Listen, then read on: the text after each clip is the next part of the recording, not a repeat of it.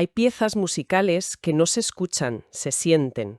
Son como una descarga eléctrica que te conecta con la memoria de todo un pueblo. Desde luego. Y pocas, muy pocas, tienen la potencia de la polca paraguaya 13 Tuyutí.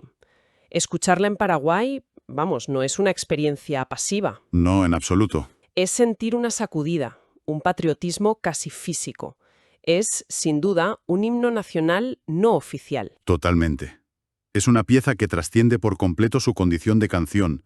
Su poder no reside solo en la melodía, que ya de por sí es potente, sino en su escalofriante precisión. Es un documento sonoro. Esa es precisamente la idea de este análisis. Hemos reunido artículos históricos, análisis de la letra, la biografía del autor, y queremos ir más allá de la música, para entender por qué esta polca es en realidad una crónica de guerra. Casi un informe periodístico. Exacto. Queremos entender cómo un poema, escrito en medio del caos, se convirtió en el testimonio más vivo de una de las batallas más feroces de la Guerra del Chaco. La pregunta es abrumadora. ¿Cómo puede una canción capturar el estruendo de la artillería y la desesperación del combate cuerpo a cuerpo con esa exactitud? Bueno, vamos a desgranar esto. Para empezar, creo que es ineludible hablar del autor, de Emiliano R. Fernández. Y aquí, desde el principio, ya encontramos la primera clave de todo esto. Claro. No estamos hablando de un artista que observa el conflicto desde la retaguardia, con una perspectiva, no sé, romántica o idealizada.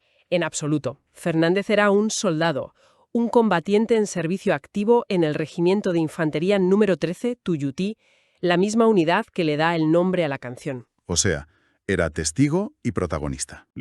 Él no se imaginó la batalla, la vivió, sintió las explosiones, vio a sus compañeros caer. Y por lo que he leído, no era un soldado cualquiera que escribía versos en sus ratos libres. Su papel como poeta era reconocido incluso, instrumentalizado, ¿no? Era toda una figura. Se le conocía como el Tirteo Verde Olivo. Y la alusión, es muy directa y muy potente. A Tirteo, el poeta espartano. Exacto.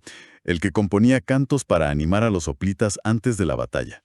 Fernández hacía eso, pero no desde un pedestal, sino desde la propia trinchera, embarrado y bajo el fuego enemigo.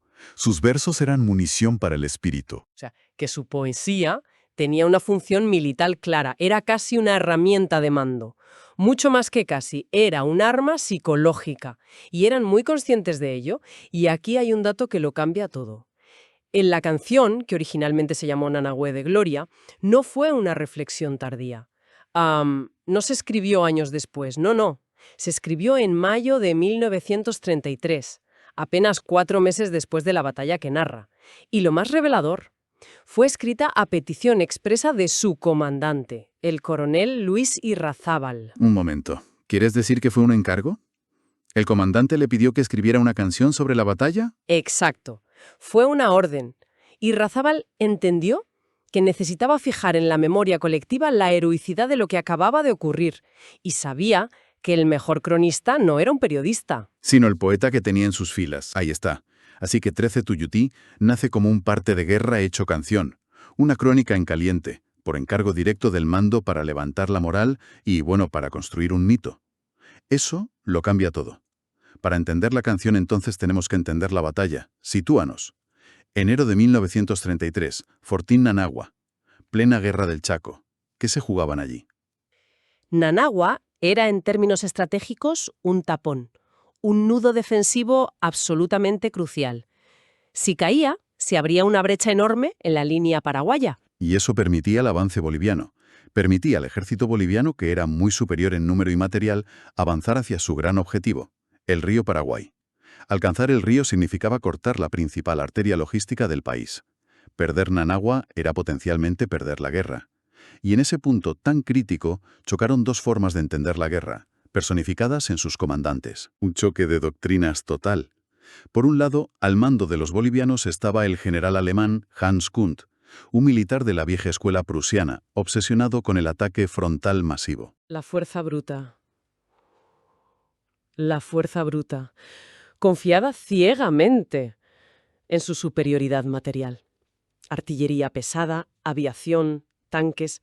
Su soberbia era tal que desoyó las advertencias de sus propios oficiales, que le pedían más cautela. Kund creía que podía aplastar la defensa paraguaya con una sola embestida. ¿Y enfrente qué se encontró? Se encontró con su antítesis, la defensa paraguaya, liderada por el coronel Luis Irrazábal. Su estrategia era la opuesta. No se basaba en la fuerza, sino en la inteligencia táctica, en una defensa tenaz y adaptada al terreno.